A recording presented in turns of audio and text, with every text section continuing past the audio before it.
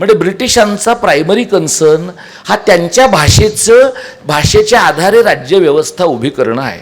आणि हे फक्त ब्रिटिशांचं नाही आहे.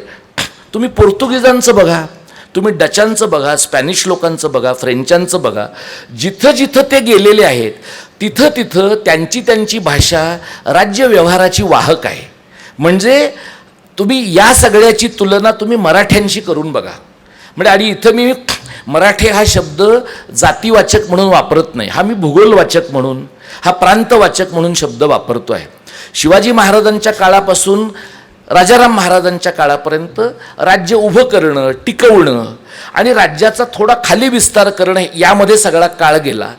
त्यानंतरच्या काळात थोरल्या बाजीरावापासून महादजी शिंद्यांच्यापर्यंत मराठ्यांनी दिल्लीचं तख्त राखण्याचा प्रयत्न केला.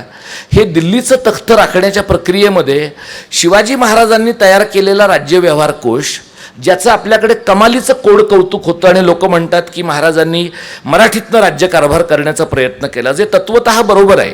पण महाराजांचा राज्याभिषेक 74 साली झाला, त्यांचा मृत्यू 80 साली झाला, राज्यव्यवहार कोश 76 साली आलेला आहे. म्हणजे राज्यव्यवहार कोश बरा आहे की वाईट आहे हे ठरवण्यासाठी शिवाजी महाराजांना 4 वर्षापेक्षा जास्त कालावधी मिळालेला नाही. त्यानंतरच्या काळामध्ये संभाजी महाराजांनी काय केलं, राजाराम महाराजांनी काय केलं, त्यानंतर शाहू महाराजांनी ते मोगलांच्या छावणीतनं परत आल्यानंतर आपला भाषा व्यवहार कसा केला, या सगळ्याच्याबद्दल आपण फार का बोलत नाही. कारण कोणत्याही राज्यव्यवस्थेच्या भाषा व्यवहाराबद्दल बोलणं ही आपल्याला अकॅडमिक गोष्ट पण वाटत नाही आणि ॲक्टिव्हिजमचा भाग पण वाटत नाही.